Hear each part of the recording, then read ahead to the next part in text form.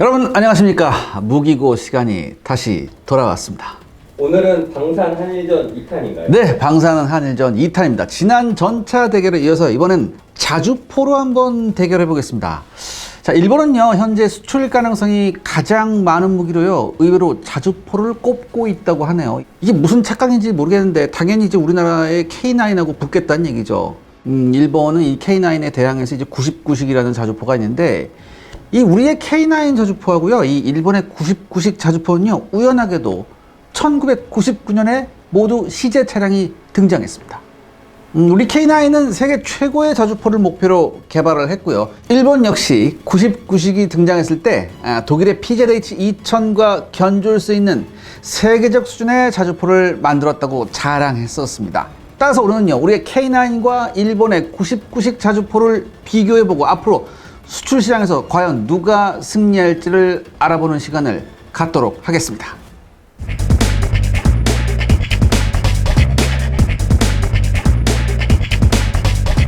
자, 그렇다면 네, 당연히 개발 배경부터. 그렇죠.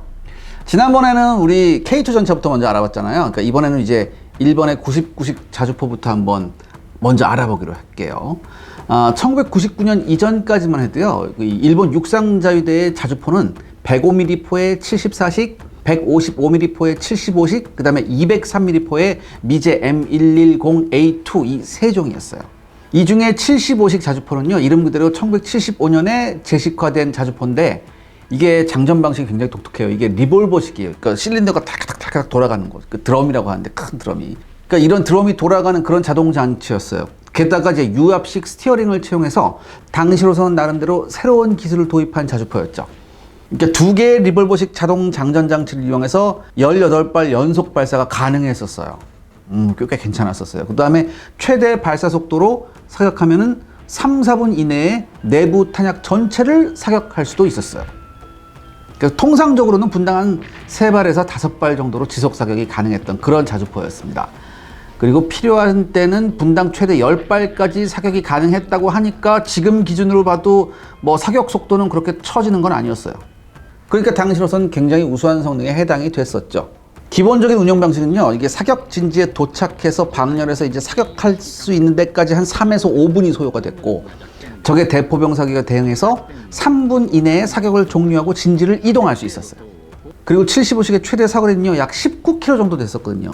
근데 대충 이 비슷한 시기에 출현한 소련의 자주포 2S1의 최대 사정거리가 약 15km 정도였고, 그 다음에 이 75식이 나오기 전까지 육상자위대 최대 구경을 자랑하는 견인식 203mm 포가 이게 뭐냐면 그 아까 말했던 M110A, 요게 최대 사정거리가 17km였어요. 그러니까 육상자위대는 이 75식 자주포의 사정거리 19km로 충분하다고 생각을 했어요. 하지만 이 리볼버 방식이라고 했잖아요. 이 자동 장전 장치. 근데 이게 장전 장치에 18발이 들어가고 그 다음에 예비탄으로 10발을 탑재해요. 그러니까 28발밖에 탑재가 안 됐다고.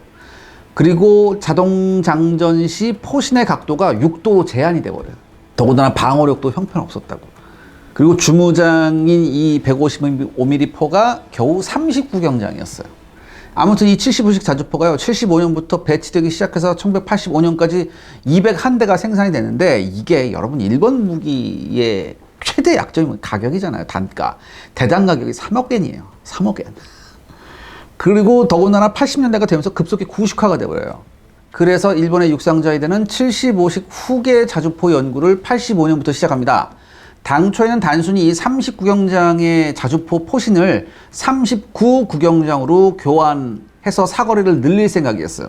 그런데 이제 사람이 욕심이 생기는 거지. 야, 이왕 이렇게 할 거 새롭게 더 좋은 거 만들어 볼까 해서 그냥 FCS, 즉 사격 통제 장치를 신형으로 했고, 기동력을 저하시키면 안 되니까 여러 가지 뭐 이렇게 했어요. 그래서 결국에는 이제 일본의 89식 장갑 전투차가 있거든. 이 89식 장갑 전투차의 샤시를 베이스로 해서 신규 자주포를 개발하기로 합니다. 그래서 연구 시제품이 1987년 예산으로 시작이 돼서 92년도 예산까지 약 56억엔을 들여가지고 장전장치, 포신, 계층용 탄약, 그 다음에 신관포, 포탑부 등등등 모든 게 서럽게 제작이 됐습니다. 다시 말해서 순전히 일본 국내 제작사에서 제작을 한 자주포가 이제 나오게 되는 거였죠. 그래서 94년도 예산에서 장비화를 전제로 한 개발이 시작됩니다. 그래서 96년도까지 기술 시험이 실시됐었고 97년도에 실용 시험에 들어가서 이듬해까지 계속됩니다. 그러니까 이 담당 메이커가 어디였냐면 이제 미쓰비시 중공업이었어요. 그 다음에 포탑은 일본 제강소에서 만들었는데 99년도에 최초로 그 4대가 이제 조달이 됐죠. 그러니까 한마디로 사업 실시한 지 7년 만에 개발이 완료된 거예요. 그러니까 세계 각국의 자주포 개발 사례를 고려하면 굉장히 빠른 속도라고 하더라고요. 근데 이제 뜻하지 않은 사고가 발생을 합니다. 이 99식 자주포가요, 제식화된 직후에 2001년에 얘네가 이제 자주포 실사격 데이터를 해야 되는데 일본이 이거 할 만한 데가 이렇게 많지가 않다고. 일본이 이렇게 국토가 이렇게 막 길잖아. 그래서 자국에선 불가능하다. 그래서 이걸 어디에 보내서 미국의 사격 시험장으로 2대를 보내요. 그 2대의 99식 자주포하고 1대의 그 탄약 보급 수송차를 이제 배에 실어서 보냈는데 도중에 수송선이 침몰해. 도중에 수송선이 침몰해서 모두 바닷속에 가라앉았어요. 그러니까 보험을 들었어요. 보험을 들어가지고 보상은 받았는데 대신에 이 실사격 데이터 수집이 안 되잖아. 그래서 이 일정이 또 질질질질 늘어져요. 99년부터 시작해서 이제 2001년 이후에 실전 배치가 되기 시작했는데 현재 지금 이 순간 2022년까지 약 몇 문이 나왔을까요? 130문이 나왔어요. 그래서 자위대에 배치됐어요. 이 얘기는 제가 나중에 또 해드릴게요. 자, 그렇다면 네. K9의 개발 배경은 어떻게 될까요? K9의 개발 배경, 여러분 제가 오늘 우리 K9의 개발 배경 굉장히 소상하게 알려드리겠습니다. 이 1980년대 초반부터 여러분 북한 포병이요 굉장히 발전합니다. 일단 포병을 휴전선 일대에 전진 배치시켜요. 그 다음에 이 포병 장비, 즉 북한 포병 장비의 장사정화가 이루어집니다. 또한 자주화도 이루어져요. 그러니까 당시 80년대 초반에 북한군 화포의 자주화가 60%가 넘었어요. 또 하나, 이 갱도를 얘네가 파잖아. 그러니까 이 포상의 갱도화를 했다고. 그러니까 굉장히 심각한 위협이었어요. 그러니까 이때 가장 큰 위협이 뭐였냐면 이 M1978 이른바 곡산이라는 170mm 자주포가 나오게 되는데 이게 사정거리가 당시에 40km였어요. 그때 우리 한국 육군 포병의 가장 장사정 화포가 뭐냐면 M107 캐논 자주포였는데 이게 사정거리가 32km였다고. 그러니까 8km나 차이가 나는 거예요. 그리고 심지어 이 곡산 자주포는요, 랩탄이라고 있어요. 이게 로켓 추진탄, 로켓 그 보조 추진탄이거든. 요거를 사용하면 무려 사거리가 54km까지 늘어났습니다. 그러니까 이 북한군은 이거를 포병군단하고 전방군단의 서부전선을 중심으로 대량 배치를 해요. 그러니까 이걸 함으로써 뭐야? 이른바 이때부터 장사정포를 이용한 수도권 위협 전략을 하죠. 근데 이때 당시에 그 심리적인 충격 효과가 굉장했어요. 물론 우리 군도 1980년대 중반부터 북한의 이런 그 포병 전력 강화에 대응을 해가지고 삼성 테크인에서 미국제 M109A2의 한국형인 K55 요거를 면허 생산해요. 그래서 대량으로 장비하게 되죠. 그런데 이 K55가 사실 뭐 괜찮은 거였어요. 괜찮긴 하지만 사거리하고 발사 속도, 사격 통제 장치, 그리고 기동성하고 뭐 방어력 등등등 해서 조금은 미흡했다는 얘기예요. 여기에다가 우리 군단급용 대구용 화포, 일본이 쓴 거하고 비슷한 게 있어요. M110A1이라고. 이게 8인치 자주포인데 요거하고 M107 아까 말했던 이 175mm 자주포 역시 북한 화포에 비해서는 대구형이지만 사거리가 못 미쳤다는 얘기예요. 그러니까 이게 굉장히 심각한 문제였다는 얘기지. 따라서 우리 육군은요, 장거리 사격, 장사정이죠. 그 다음에 발사 속도의 증대, 기동성, 생존성 및 신뢰성을 갖춘 155mm 신형 자주포의 국내 독자 개발을 결심하게 됩니다. 그러니까 요때의 세계 자주포 개발 동향이 뭐였냐면 화포의 신속한 사격 및 진지 변환, 이른바 이제 슈덴 스쿠트라고 하는 건데 요런 전술이었어요. 그렇기 때문에 이런 트렌드에 발맞춰서 연구 개발 개념을 설정을 했습니다. 그래서 사업을 추진하게 되는데, 근데 이제 앞에서 제가 말씀드렸잖아요. 삼성 테크인이 이게 K55 요거 면허 생산했다. 그러니까 처음에는 무슨 생각을 했었냐면은 요거 면허 생산을 하면서 축적된 기술 가지고 어떻게 될 줄 알았어요. 될 줄 알았는데 막상 자주포 모델을 개발해 보려고 하니까 난관이 굉장히 많았습니다. 그래서 어떻게 되냐면 초기에 원래 이 원 제작사 K55가 왜 미국제 M109A2 요거잖아요. 이거의 원 제작사가 어디냐면 유나이티드 디펜스였어요. 이게 미국 회사인데 나중에는 이제 영국의 BAE에 합병되는데 여기하고 그다음에 영국으로부터 차체의 주요부의 설계 협조를 받았어요. 이게 협조를 받았는데 무슨 난관이 많이 있었나요? 이게 뭐냐면은 우리가 이때까지만 해도 우리나라 업체들이 이 장갑 패널 있죠? 이 장갑 패널에 대한 용접 기술이 굉장히 부족했었대요. 또 하나 이제 고기동 차량이잖아. 이게 굉장히 큰 빠르게 움직여야 되는 이런 커다란 차량의 차대하고 파워팩에 대한 개발 경험이 거의 없다시피 했었어요. 그래서 국방과학연구소가 요런 걸 지적했어요. 그래서 뭐라고 그랬냐면 국방과학연구소가 현대전공, 이제 지금 현대로템이죠. 그러니까 현대전공에 이때는 K1 전차가 있었거든. 그러니까 K1 전차 차체를 이용해라 이렇게 요구를 했다고. 그러니까 이 삼성 테크인 입장에서는 그럼 차체를 현대전공 걸 써야 되는데 이게 사실 이 방산업체 간에 이게 자존심 싸움이 있거든요. 그러니까 이 삼성 테크인, 그러니까 요때는 삼성 항공이었어요. 삼성 항공이 삼성 테크인으로 되고 요게 이렇게 됐는데 요때 삼성 테크인이 뭐라고 하냐? 우리 타사 도움 없이 독자적으로 개발하겠다. 꼭 할 수 있다. 이렇게 해서 제가 아까 말씀드린 대로 이제 유나이티드 디펜스하고 영국에서 기술을 이제 들여와서 이게 차체를 완성한 거예요. 이렇게 해외에서 들여오는 기술로 차체를 개발했는데 처음에는 이제 야지 주행을 한번 해보니까 근데 이게 K9이 굉장한 장포신이었거든요. 장포신이었기 때문에 균형 유지가 굉장히 힘들어서 애를 굉장히 많이 먹어요. 그래서 나중에 무게중심 같은 거 이거 해결하느라고 뭐 엄청난 고생을 했다고 하더라고요. 아무튼 이건 여담이었고. 아무튼 이렇게 해서 XK9이라고 명명된 신형 자주포 체계는요. 이 K55의 39 구경장보다 증거된 무려 52 구경장의 아주 장포신의 화포를 채용하게 됩니다. 이게 최대 사거리가 40에서 50km 나왔고요.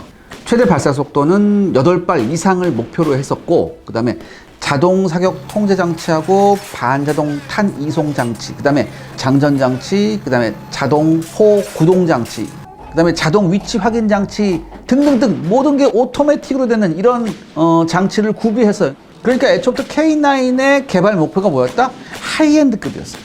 굉장히 사양이 높은 거였습니다. 그렇기 때문에 이제 이게 정부 주도 사업이긴 했어요. 그래서 ADD가 사업 관리하고 기본 설계, 시험 평가, 뭐 종합 군수 뭐 이런 거를 주관했어요. 그래서 89년 6월부터 98년 10월 초까지 약 한 900억에 가까운 예산이 투입이 됩니다. 한 10년 동안. 그리고 이 과정에서 전체적인 구조조의 기술 등의 기초기술 분야의 어려움을 이 산학 협동으로 해결했어요. 아까 뭐 그런 밸런스 문제 같은 건 외국하고 좀 이렇게 했었는데 그 외에도 해결해야 될 게 굉장히 많았거든. 그래서 일단 프로그램 등의 분야에서는 서울대학교하고 카이스트, 부산대학교, 항공대학교 등이 참여했고 국내 유수의 기업들이 이제 제작에 참가합니다. 말씀드렸던 대로 삼성항공, 즉 삼성테크인, 현 하나테크인이죠. 이 회사가 설계 및 시제 제작을 주관했고 그 다음에 포의 자동 장전하고 자동 사격 통제 장치 및 자동 위치 확인 장치 같은 거는 삼성전자가 했어요. 그러니까 이때는 삼성전자였고 여기에 이제 나중에 삼성 탈레스로 바뀌고 현재 하나 시스템이죠.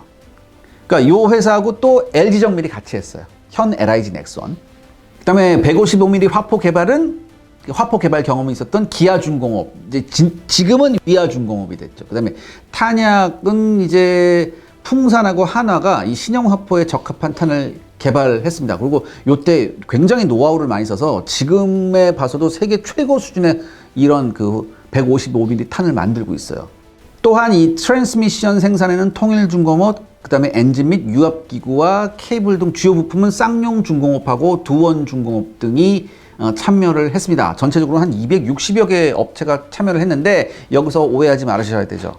엔진하고 트랜스미션은 우리가 개발한 게 아니라 일단 엔진은 독일제를 들여왔고 트랜스미션은 미제를 들여왔어요. 그래서 그걸 들여와서 국내에서 조립 생산한 거예요. 우리가 개발한 게 아니고. 그러니까 아마 이제 K9이 개량되면서부터는 우리나라가 만든 파워팩이 들어갈 것 같은데 아무튼 이때는 이랬어요.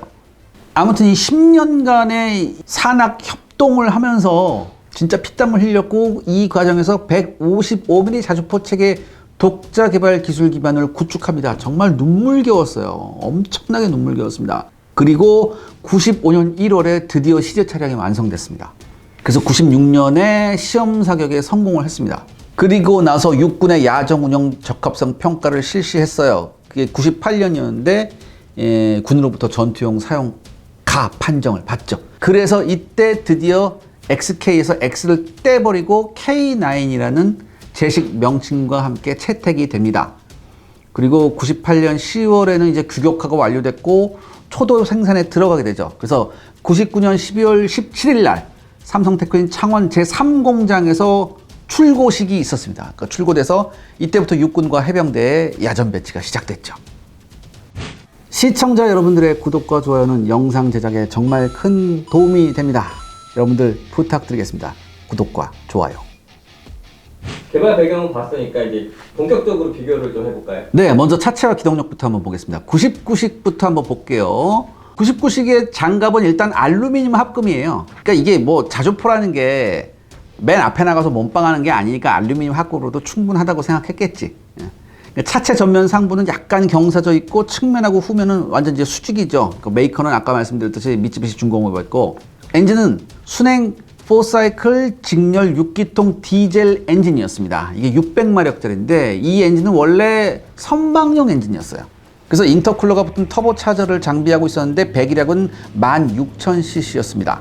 현가 장치는 토션바식이었고요. 아주 평범하죠. 그 다음에 99식 자주포의 중량은 이게 40톤 정도 됐어요. 그래서 최고 속도는 53km 정도 됩니다. 시속.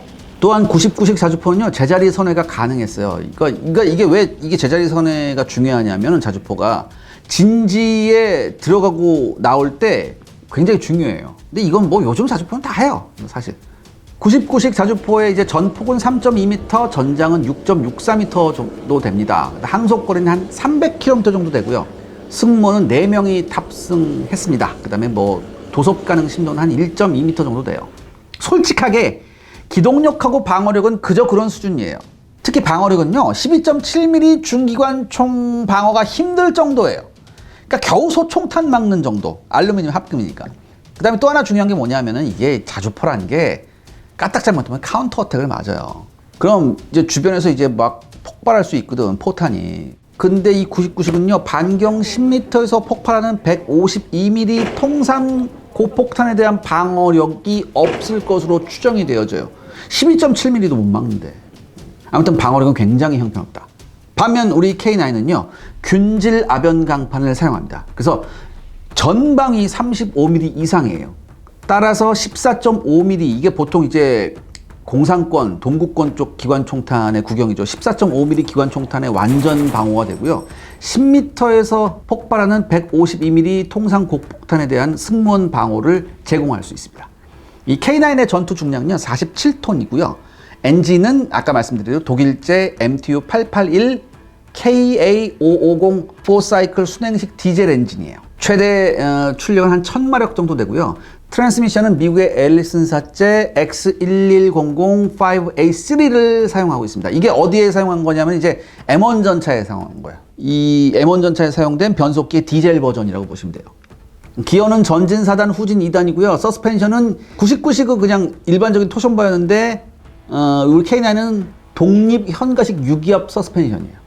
그러니까 이 독립 현가식 유기압 서스펜션은요, 기존의 토션바식에 비해서 차체를 이중바닥으로 할 필요가 없고 충분한 공간 확보가 되는 것과 함께 차고를 낮게 할 수 있는 장점이 있습니다. 또 이 방식에 의해서요, 대형 전륜이 장비될 수 있습니다. 그래서 부드럽게 높은 기동 속도를 유지할 수 있죠. 또 하나 이동 중의 안정성과 쾌적성도 굉장히 좋다고 합니다. 또 하나 이제 K9 자주포의 백업 시스템이 뭐가 있냐면 화생방전 방호 장비, 그 다음에 추진체 자연발화 방지를 위해서 포신 온도 센서를 부착했어요. 그리고 엔진룸과 차체와 포탑 내부에 화재 진압용 할론가스 소화기가 있습니다. 그 다음에 난방 장치까지 있죠. 근데 중요한 게 자주포니까 네. 포탑이 좀 중요하죠. 네, 그렇죠. 이제 공격력을 한번 알아볼 텐데요. 먼저 일본의 99식 포탑에는요, 조종수를 제외하고 포반장, 조준수, 장전수 3명이 승차합니다. 근데 장전수라고는 해도 99식 자주포는 자동장전이기 때문에 실제로는 장전장치 조작하는 사람이에요. 탑재된 155mm 포는요, 52구경의 장포신이라고 제가 말씀드렸죠. 최대 사거리가 30km가 나옵니다. 근데 역시 사거리 연장탄, 이 랩탄. 이 랩탄이라는 게 제가 말씀드렸듯이 로켓 어시스티드 프로젝타일이라고 해서 이게 로켓 추진탄이에요. 로켓 보조 추진탄인데 요거를 사용하면 40km까지 날아가요. 그 다음에 99식의 자동 장전 장치는 기존의 75식이 장전할 때 6도 이상 못 한다고 했잖아요. 그러니까 요거하고는 전혀 관계가 없이 자유자재로 할 수 있는 그런 자동 장전 장치예요. 또한 이게 75식이요. 탄환만 자동 장전이고 장약은 수작업이었는데요. 99식은 장약도 자동 장전이 됩니다. 그리고 이제 요거하고 같이 다는 게 있어요. 87식 탄약차를 베이스로 개발된 99식 탄약 급탄차하고 연계할 수 있어서 차량 외부에서 자동 급탄 기구가 탄을 이제 급탄해 줄 수 있습니다. 발사 속도는요, 최대 3분간 18발 이상이고요. 지속 사격 시 분당 2발에서 3발 이렇게 지속 사격을 할 수 있습니다. 탄약 적재량은 30발로 요즘 자주포 치고는 굉장히 적습니다. 사격 통제 장치는 완전 자동화돼 있어요. 그래서 94년부터 개발이 시작된 얘네 용어가 굉장히 좀 이상한 게 있어요. 뭐 신야전 특과 사격 지휘 장치. 그러니까 보통 이제 FADAC라고 해요. 이게 Artillery Digital Automatic Computer라고 했는데 요 장치하고 링크가 가능합니다. 링크가 가능해서 요거를 사용하면 사격 지휘소의 버튼 하나로 자동 표적 지정, 자동 조준, 자동 장전, 자동 발사가 가능합니다. 그러니까 극단적으로 말하면 자주포 승무원은요, 진지 진입 뒤에는 각종 장치 모니터링만 하면 돼요. 그리고 이 신형 FADAC는 무인 관측기 FFOS, Flying Forward Observation System이라는 건데, 이게 한마디로 이제 그러니까 무인 헬기예요. 요거하고 데이터 링크도 가능합니다. 이 FFOS는요, 종심 관측 능력이 50km 이상이에요. 그리고 항속 시간은 3시간입니다.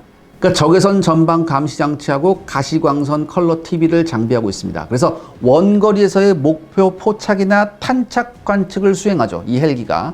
그러니까 이 한 세트가 무인기가 8대, 무인 헬기가 8대 있고요. 발진 장치, 정비 지원 장치, 통제 장치, 그다음에 추적 장치 등으로 구성이 되어 있어요. 그러니까 얘 날려서 목표를 보고서 얘가 그 목표 지정해주면 거기다 쏠 수 있다는 얘기죠. 그러니까 당시 이게 나왔을 때는 굉장히 이 목표 획득에 좀 획기적인 시스템이다. 그런 얘기를 들었었습니다. 시청자 여러분들의 구독과 좋아요는 영상 제작에 정말 큰 도움이 됩니다. 여러분들 부탁드리겠습니다. 구독과 좋아요. 네, 그렇다면 K9의 공격력. 예, 제가 앞서 말씀해드렸듯이 우리 K9 자주포는요, 하이엔드급 자주포로서 수출까지 고려했습니다. 그래서 최고의 자주포인 독일제 PZH-2000의 버금가는 성능을 얻고자 국내의 독자적인 기술을 많이 포함하고 있어요. 그러니까 사거리 증대로 종심 작전 지역에 대한 화력 투사 및 대화력전 수행하고요. 실시간 화력 지원이라는 반응성과 사격 후 신속한 진지 변환할 수 있는 기동성과 생존성을 두루 갖추고 있습니다. 주포는 52 구경장의 155mm CN98 곡사포예요. 이 곡사포는요, 국내에서 운영 중인 155mm 화포들과 탄약의 공통성을 유지하고 있고요. 사거리 연장탄인 K307 항력 감소 고폭탄은 40km가 날아가고요. 랩탄 있어요. K315 랩탄은요, 사정거리가 무려 55km입니다. 이게 로켓 보조탄이 로켓 추진이 보조가 돼서 더 멀리 날아가겠는데 이게 문제가 있어요. 뭐냐면은 로켓 추진으로 날다 보니까 탄도가 불안정해져요. 그러니까 탄도가 불안정해지니까 명중률이 좀 떨어진단 말이지. 이거를 개선하기 위해서 이 K307탄은 뭐냐? 포탄의 항력을 감소시켜서 사거리를 증대시킨 탄이에요. 자, 여기서 제가 설명을 하나 드리겠습니다. 이 포탄의 사거리 연장을 저해하는 항력이라는 거 있죠. 저항력. 이 항력은요, 포탄이 날아갈 때 포탄 앞부분에서 발생되는 웨이브 드래그라는 게 있고, 그 다음에 탄이 고속으로 비행 시에 이 탄 밑에 부분에 이 웨이브 플로우라고 해서 파속 흐름이 생기거든요. 이 파속 흐름으로 인한 실속이 일어나게 돼요. 그러면서 진공이 발생해요. 그러니까 한마디로 이 탄저부의 항력 현상이 일어나서 이게 저항이 생기거든요. 요걸 이제 이 탄저부 항력 현상을 이제 베이스 드래그라고 하는 건데 이 두 가지로 분류가 됩니다. 다시 말해서 웨이브 드래그, 베이스 드래그 이 두 개가 사거리 연장을 저해하는 항력의 대표적인 거예요. 근데 이거를 어느 정도 해결했다는 얘기죠. 어떻게? 웨이브 드래그 감소를 위해서는 탄을 전체적으로 유선형으로 만들었고요. 베이스 드래그 감소를 위해서는 탄저에 발생하는 진공을 없애기 위해서 고온의 연소가스를 방출시키는 항력 감소 장치를 장착해서 사거리를 증대했습니다. 근데 사실 이런 기술은요, 서유럽에서는 80년대부터 개발했던 거예요. 근데 어쩔 수 없이 우리는 조금 늦었잖아요. 그렇지만 90년대부터 이 항력 감소탄을 적용해서 북한에 대해서는 압도적인 사거리의 우위를 확보할 수 있었습니다. 그리고 지금 새로운 K9 그 업그레이드형의 포탄은요, 지능형 폭탄으로 지금 갈 그런 계획이 있거든요. 이게 한창 지금 연구 개발 중에 있습니다. 또 하나 이 풍산에서 개발한 K310 DPICM 비비탄이라고 있어요. 이게 비비탄이라고 프락스틱이 아니에요. 이게 뭐냐면은 항력 감소 이중 목적 고폭탄인데 이것도 이게 자탄 뿌리는 그런 포탄인데 이 수를 88개로 늘리고 자탄의 관통력이 있어요. 이게 원래는 자탄 관통력이 한 7.6cm밖에 안 되는데 이걸 10cm로 높였어요. 그래서 적 기계화 부대가 밀집하고 있는데 이거를 집중 사격하게 되면요. 뭐 장갑차는 완전 걸레짝이 되고 심지어 전차한테도 피해를 굉장히 줄 수 있습니다. 요게 또 사정거리가 36km거든요. 그래서 종심 지역에 대한 북한군 전차 및 장갑차를 파괴하는데 굉장히 효율적이라고 해요. 우리 K9은요, 15초 이내에 3발의 급속 사격과 분당 2발의 지속 사격, 그 다음에 분당 최대 6발의 최대 사격이 가능합니다. 그리고 개량형에서는요, 분당 9발이 가능하다고 하네요. 또한 정지 시에는 30초, 그 다음에 기동간에는 60초 이내 사격이 가능합니다. 그리고 K9 자주포는 TOT 사격 능력이 있죠. 이거 굉장히 많이 나왔었죠. 타임 온 타겟이라고. 즉, 한 지점에 대해서 고각을 달리하여 연속적으로 사격이 가능합니다. 이게 왜 중요하냐면요. 이 대부분의 포상을 갱도화한 북한군 포병한테 이러한 사격 방식은요. 다양한 각도로 포탄을 사격할 수 있어서 북한군한테 굉장히 큰 위협이래요. 또 K9 자주포에는 이러한 고속 사격을 위해서 탄약 취급 장치, 포미 밀폐기구, 뇌관 삽입 등이 자동화 시스템으로 되어 있습니다. K9의 사격 시스템은 어떤가요? 뭐 아까 99식도 뭐 자동 완전 뭐 전자동 뭐 이랬잖아. K9 더해 사실.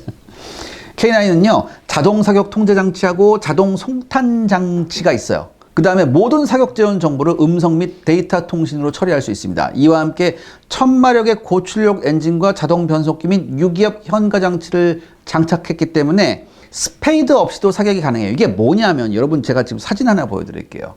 기존의 K55 자주포의 뒷부분 스페이드 3날이에요. 그러니까 얘가 안정적으로 포탄을 발사하려면 뒤쪽에 이게 스페이드를 박아 넣어야 된다고. 근데 우리 K9은 이 스페이드가 필요 없어요. 이게 스페이드 박는 과정이 굉장히 시간 많이 걸려요. 이거 경우에 따라서는 나와서 미리 좀 파가지고 거기다 스페이드 껴야 되거든. 그리고 겨울 같은 때 땅 꽝꽝 얼었을 때 스페이드 넣기도 굉장히 힘들어요. 근데 K9이 이런 게 전혀 필요 없어요. 그러니까 이 K9이 얼마나 우수한지 알 수 있죠. 그리고 사격장치 대부분은 디지털로 자동화되어 있어서요. 탄종의 선택 및 탄약의 자동 송탄, 장전 사격이 전부 다 자동으로 가능합니다. 그 다음에 사격 단계에서는 상부로부터 사격 명령을 하달받으면요.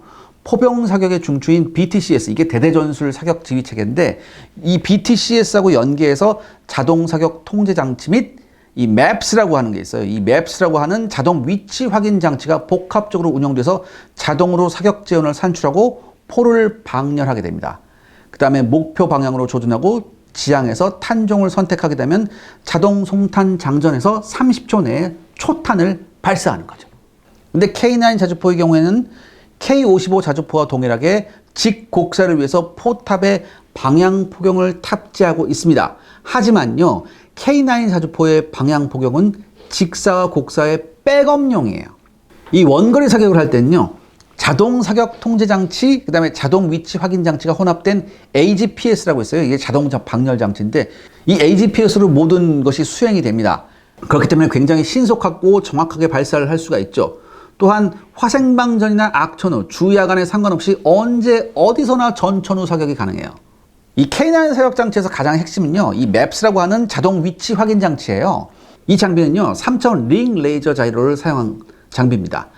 포병이 화포를 목표로 방열하는 것은요, 사격에 있어서 가장 고도의 작업이에요. 그러니까 자기 위치가 어딘지 정확히 알아야 되거든. 근데 이 MAPS도 조금 약점이 있어요. 이게 자이로의 안정을 위해서 5에서 10분 간격으로 영속도 보정을 조금 해야 돼요. 이 영속도 보정은 뭔가요? 정지 상태에 있는 물체의 속도는 0이다라는 이런 정보를 이용해서 관성항법 장치의 속도 오차를 보정하는 방법이에요. 근데 이게 이렇게 되면 사실 기동성에 제약이 좀 있거든요. 그런데 이런 맵스의 단점은요, 사실 GPS 수신기를 장비하면 해결이 돼요. 해결이 되는데 K9 자주포 처음 나왔을 때 이 GPS 수신기가 장착되어 있지 않았어요. 하지만 K9A1에서부터는 GPS 수신기가 탑재됩니다. 그래서 이게 해결이 됐죠. K9의 확실한 비교 우위가 있을까요? 이 99식에 비해서 K9의 확실한 비교 우위 장점이 뭐냐? 일단은 업그레이드 확장성이에요. 이 K9은요, K9A1, K9A2, 그리고 K9A3로 계속해서 진화하면서 확장성의 유연함을 보여주고 있습니다. 이 K9A1의 업그레이드 내용은요, 기존의 INS 항법 장치에 아까 말씀드렸듯이 GPS를 추가했고요. 그 다음에 조종수 야간 잠망경 및 후방 카메라를 추가했습니다. 또한 보조 동력 장치를 장착했죠. 그 다음에 이게 K9의 이 사격 통제 장치가 사실 도스 운영 체제였거든. 근데 이거를 윈도우 그래픽으로 바꿨어요. K9A1부터. 이러면서 사격 통제 장치가 다시 한번 개량이 됐습니다. 그래서 디지털 지도 및 전자식 교본과 같은 새로운 기능을 탑재하게 됐어요. 그리고 K9A2는 한 번 더 업그레이드된 건데 위치 확인, 재원 계산, 방열, 송탄 및 장전, 신관 장입과 사격까지 거의 모든 과정이 완벽하게 풀 자동화됩니다. 그 다음에 중요한 게 뭐냐면 둔감 장약을 적용하고 장약 장전을 자동화시켜서 현재 분당 최대 발사 속도를 원래 6발이었잖아요. 분당. 근데 9발까지 끌어올렸어요. 그 다음에 지속 발사 속도는 분당 4발에서 6발까지 끌어올렸습니다. 이렇게 자동화가 엄청나게 되니까 승무원 숫자가 3명으로 감소했어요. 근데 둔감 장약은 뭔가요? 이 포신에서 자칫 일어날 수 있는 쿡오프 현상을 예방하기 위한 겁니다. 만약에 포신하고 이 포미 부분이 열을 많이 받으면요, 자칫 여기서 폭발사고가 일어날 수도 있어요. 그런데 이 둔감 장약을 사용하면요, 이 둔감 장약의 발화점이 높거든요. 그래서 탄이 폭발할 걱정이 없습니다. 그다음에 또 하나 있습니다. 이 포탑 재보급에도 로봇팔이 포탑 뒤쪽에서 포탄을 받아서 포탄 옆에 적재한 그런 방식으로 바뀌었어요. 그리고 드디어 K9A2에 이르러서 에어컨이 탑재가 됐습니다. 그런데 최근에 이상한 뉴스가 하나 나왔죠. 최근에 국방예산 삭감으로 인해서 개발 속도가 늦춰질 가능성이 있다는 이런 보도가 있었습니다. 저는 이거 사실 도저히 이해가 안 갑니다. 이런 거를 삭감하면 어떻게 하겠다는 얘기예요? 잘 만들어서 빨리빨리 우리도 쓰고 팔아 제껴야 될 거 아닙니까? 이건 내가 도저히 이해가 안 되는데. 그 다음에 이제 K9A3까지 간다고 그랬잖아요. 이 K9A3 업그레이드 내용은요, 완전 무인화가 목표입니다. 아예 사람이 안 타는 거. 그 다음에 포신이 52구경장이었는데 이걸 58구경장까지 늘린다. 그 다음에 포신하고 약실을 이제 시키는 걸 이제 수랭식으로 한다. 이런 거에 예정돼 있어요. 다만 아직은 이게 예정이니까 업그레이드엔 조금 더 시간이 걸릴 것 같아요. 반면에 여러분, 일본의 99식은요, 업그레이드 자체가 존재하지 않습니다. 여러분, 대부분의 육상자위대 장비들은요, 개발에서부터 양산까지 엄청난 고가예요. 그렇기 때문에 업그레이드를 한 예가 거의 없어요. 그리고 일단 99식은 우리 K9하고 가격 자체가 비교가 힘듭니다. 이 K9 한 대의 가격이 약 40억 원 정도예요. 그러니까 업그레이드 막 해봤자 50억 원 정도 되는데, 이 K10 탄약 운반차는 한 27억 해요. K9하고 세트로 붙어 다니는 거. 근데 일본의 99식 자주포는요, 자주포 한 대에 약 93억 원이에요. 그 다음에 탄약 운반차는 39억 원입니다. 이러니까 양산 숫자는 비교가 불가능하죠. K9은 국내용으로만 거의 1200문이 뽑혔어요. K10 한 180문 뽑혔고, 반면에 99식은 130문 뽑혔습니다. 99식 탄약차는 17대가 뽑혔어요. 그러니까 10분의 1씩 뽑힌 거죠, 우리 거에. 그러니까 여러분, 업그레이드가 없는 99식은요, 성능 면에서 K9 시리즈의 열세가 확실합니다. 그리고 무엇보다 우리의 K9은요, 여러분들, 일본의 99식이 꿈도 꿀 수 없는 빛나는 실전 기록을 가지고 있습니다. 시청자 여러분들의 구독과 좋아요는 영상 제작에 정말 큰 도움이 됩니다. 여러분들 부탁드리겠습니다. 구독과 좋아요. 빛나는 실전 기록. 네. 어떤 게 있을까요? 먼저 2010년에 연평도 포격전에서 유일하게 반격에 성공한 무기체계가 우리의 K9이었죠. 당시 북한군은요, 1차 도발 이후에 개머리 진지에서 추가 도발을 했습니다. 그래서 총 172여 발에 122mm 및 240mm 방사포 공격을 했죠. 그 다음에 2차 포격은요, 방사포가 아닌 개머리 진지에서의 포병이 쏜 거예요. 그러니까 이를 감안했을 때 방사포의 사격 숫자는 약 한 100여 발로 추정이 됩니다. 이 북한군의 방사포가 한꺼번에 방사포를 죄다 발사한 게 아니었어요. 근데 이게 그나마 다행이었어요. 그 이유는 제가 지금부터 설명을 드리겠습니다. 연평도의 우리 해병대는요, 적 포격 도발 후에 13분 만에 평소 우선순위 목표였던 무도의 대응 사격을 실시합니다. 여기서 제가 위성 사진을 하나 보여드릴게요. 위성 사진을 보면요, 총 6개의 방사포 진지가 보입니다. 그리고 그 뒤쪽으로 K9 자주포에서 발사된 포탄의 탄흔이 보이죠.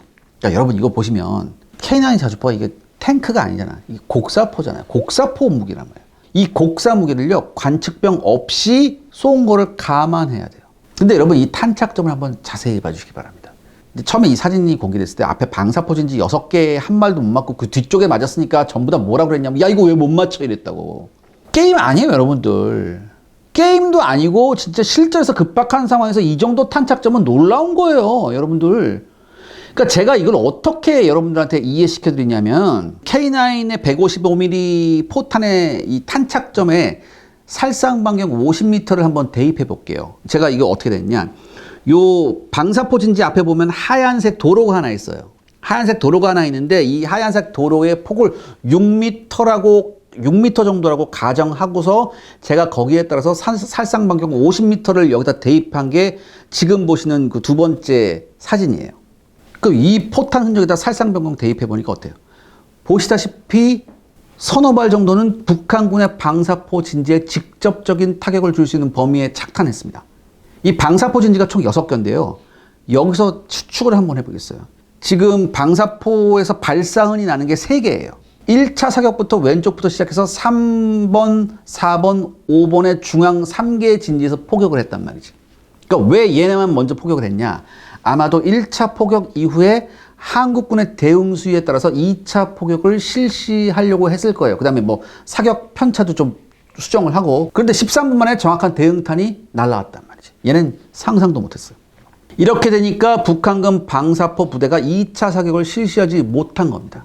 그러니까 요거는 어떻게 할 수 있냐? 방사포 발사흔을 보면 알 수 있잖아요. 중앙에 3개만 발사하고 나머지는 발사흔이 없잖아.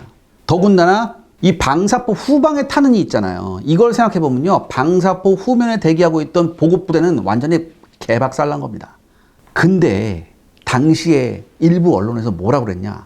대응 시간이 늦었네, 80발밖에 못 쐈네, 하나도 못 맞췄네, 이런 소리를 했다고. 당시 우리 해병대는요, 훈련을 막 끝마친 상태로 K9 안에 모든 탄약이 빈 상태였어요. 북한은 이거 계산해서 우리 훈련이 끝난 직후에 도발한 거예요. 그런데 우리 해병 장병들은 어떻게 했어요? 그 혼란의 과정에서 직접 포탄을 손으로 옮겼어요. 그러고 나서 대응 사격한 거라고. 물론 대포병 레이더가 제 역할을 못한 그런 문제점도 있긴 했어요. 근데 이거 13분 만에 대응했다는 건 엄청난 거예요. 당시 한미연합사 정보작전부장 존 A. 맥도날드 소장이 이렇게 얘기했습니다. 갑자기 포탄이 날아와 바로 옆에 동료가 사망했는데 불과 13분 후에 현장에 나가 대응 사격을 하는 것이 쉬울 것이라고 생각하는가? 바깥에서는 실컷 떠들 수 있다. 하지만 군에 몸담은 사람이라면 그 용기를 알 것이다. 이렇게 얘기했어요. 야, 어떻게 우리나라에서 더 안 알아주고 외국 사람이 더 이렇게 알아주냐? 아무튼 여러분, 실전에서 K9 및 우리 해병대 장병들이 보여준 능력은요, 최고 수준이었습니다. 그러니까 이렇게 되니까 K9이 다시 한번 조명을 받게 되죠. 이 이후부터 솔직히 수출이 잘 됐어요. 하지만 여러분, 우리 해병 2명이 안타깝게 전사를 했죠. 반면에 북한군은요, 여러 가지 정보를 종합해보면 한 40여 명의 사상자를 낸 것으로 알고 있습니다. 사건 직후 과거와는 달리 북한군의 4군단 사령부에는요, 이런 명령이 내려옵니다. 어떤 일이 있어도 적들의 도발에 걸려들지 말라, 지시 없이 사격하지 말라. 도발 우리가 안 했는데? 네, 그 도발 안 했는데. 특히 북한군 포병부대 군관들이 뭐라고 얘기했냐면, 남조선군이 우리의 방사포 좌표를 정확히 찾아 타격한 것을 보면 허술이 보일 존재가 아니다. 우리가 또다시 포를 쏘는 날에는 사단 군단 사령부가 불바다가 될 거다. 전쟁이 나면 서울이 아니라 평양이 불바다가 될 것 같은 이런 목소리가 나왔대요. 특히 이 이후에 김정은이가 어떻게 했냐? 연평도 포격 이후에 북한 4군단 일대의 갱도 다 지하화해. 이렇게 지시를 했거든요. 한마디로 엄청난 피해를 얘네들 본 거예요. 그렇다고 우리가 이거 용서하면 안 되죠. 왜? 민간인한테 쐈거든. 또 다른 실전 기록이 있을까요? 네, 이 K9은 해외 수출 실적이 많아요. 많은데, 먼저 인도가 2019년에 이제 K9을 이제 수입했어요. 우리나라로부터. 그러니까 수입해서 얘네는 바즈라라는 이름을 붙였는데, 요걸 어디다 투입하냐? 파키스탄과의 국경 분쟁에 투입했습니다. 그러니까 사실 인도하고 파키스탄이요, 1971년에 전쟁을 했어요. 그러니까 그 이전에도 전쟁 몇 번 했다고. 72년에 마지막 전쟁하고 난 다음에 그 이후에도 여러 차례 국경지역에서 서로 포격전을 주고받는 그런 사이예요. 그리고 2019년의 국경 분쟁에서는 인도가 열문의 바지라를 투입했었고요. 그 다음에 파키스탄은 그 동원 수는 불명한데 SH-15 곡사포를 동원했습니다. 차륜형 곡사포인데 이게 뭐냐면은 중국제예요. 중국의 155mm 89식 곡사포를 CTL-181A라는 6륜 세미트럭에 얹은 이런 차륜형 자주포예요. 중국에서는 이걸 PCL-181이라고 하는데 요거의 수출량이 SH-15예요. 요거가 같다는 얘기지. 근데 동원수는 불명한데 분명히 K9보단 많았을 거다. 그런 얘기가 있어요. 이 SH-15가 스펙만 보면은 분당 최대 5발 발사할 수 있고요. 그 다음에 이 랩탄, 로켓 보조 추진탄, 요거 쓸 경우에는 K9의 사정거리보다 월등한 72km의 사정거리를 갖는다고 돼 있어요. 그래서 파키스탄이 이 SH-15를 무려 300대나 수입했다고. 그래서 둘이 붙었는데, 그러니까 전과는 불분명해요. 이거 둘 다 발표를 안 했거든. 근데 문제는 뭐냐? 이 국경 충돌이 있고 난 이후에 인도가 200대의 K9을 추가 주문했어요. 그럼 뭐예요? 답이 나오잖아요. 그러니까 제가 여기서 뇌피셜을 조금 돌려볼게요. 일단 중국제 자주포 최대 사거리 스펙은 조금 믿기가 힘들어요, 사실. 그리고 설령 이 중국제 랩탄이 72km 사거리가 나온다 하더라도 랩탄의 특성상 제조 기술이 낮으면요, 사격 편차가 엄청나게 심해요. 그러니까 제 역할 못했을 것이다. 또 하나, 이 SH-15는요, 수동 장전식입니다. 그리고 분당 발사 속도에서도 K9한테 게임이 안 되죠. 그리고 나름 사격 통제 장치가 디지털화되어 있다고 하지만 그 수준이 어느 정도인지는 불분명합니다. 더욱이요, 이 SH-15는요, 사격을 위해서 스페이드를 박아야 해요. 그리고 방열하고 철수하는데 시간이 꽤 걸립니다. 따라서 선제 공격을 했다 하더라도 카운터 어택에 굉장히 취약해요. 그러니까 이런 점을 감안해 봤을 때 어찌 보면 인도의 승리는 당연한 결과였겠죠. 그 다음 이제 실전 사례가 튀르키예인데, 튀르키예는 약 350문의 K9을 라이선스 생산한 나라예요. 그래서 얘네들은 이제 푸르트나라는 이름으로 이제 대당 160만 달러의 로얄티를 우리한테 주고 이제 생산을 했는데, 튀르키예는요, 이 푸르트나를 시리아 내전에 투입해서 적극적으로 사용했습니다. 그런데요, 2020년 2월 27일 시리아가 수호이 34와 수호이 22 공격기를 동원해서 터키군이 주둔하고 있던 이들립 지역을 전격적으로 폭격을 하게 됩니다. 그리고 이 과정에서 튀르키예군이 33명이나 전사했어요. 그 다음에 32명이 부상당했습니다. 굉장히 초유의 사건이 발생한 거예요. 완전히 튀르키예 입장에서 뒤집어지는 사건이죠. 그리고 이튿날인 2월 28일 시리아 정부군은 이 이들립 지역을 완전 장악하고자 수십 대의 전차와 보병 전투차 그리고 자주포를 급파합니다. 그러니까 이때 튀르키예군이 고민이 있었어요. 사실 튀르키예군이 F-16이 있기 때문에 이걸 내보내면 되는데, 근데 이때 당시 러시아 공군이 시리아 측에 있었거든. 그렇기 때문에 자체 전폭기를 동원해서 작전하기에는 튀르키예가 약간 부담스럽지. 그래서 어떤 방법을 썼냐, 튀르키예가. 바이락타르 무인 공격기와 함께 푸르트나 등 포병 화력을 동원하게 됩니다. 일단 바이락타르가요, 날아올라서 공중 공격으로 시리아 기계화 부대의 움직임을 정지시켜 놓습니다.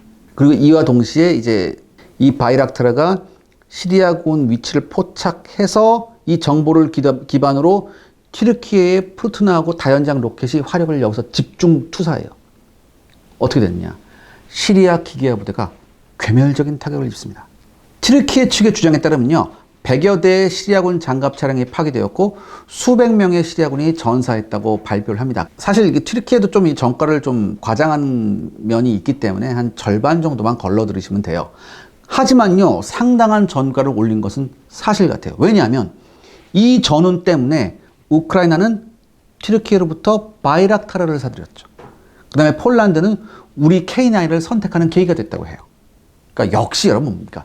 실전은 최고의 세일즈 포인트입니다. 자, 우위에 대해서 어떻게 결론을 내실 네. 수가 있을까요? 이 솔직히 국제 방산 시장에서 일본의 자주포가 우리한테 개긴다는 것 자체가 좀 어불성설입니다. 적어도요, 여러분들, 우리의 육상 무기 체계는요, 세계적으로 탑티어급이에요. 그 중에서도 탑 오브 탑이 바로 뭡니까? 이 K9 자주포 시리즈입니다. 이미 K9 자주포 시리즈는 핀란드, 에스토니아, 노르웨이, 호주, 인도, 이집트, 튀르키예, 폴란드에 수출되는 실적이 있어요. 우리 K9의 라이벌은요, 오직 누굽니까? 독일의 PZH-2000이에요. 그러니까 우리 K9하고 이 PZH-2000이 거의 세계 자주포 시장을 양분하고 있다고 해도 과언이 아닙니다. 이런 우리한테 값은 2배가 넘고 업그레이드는 개나 줘버린 1번째 자주포가 비벼보겠다? 그거 사람 봐가면서 개겨야죠.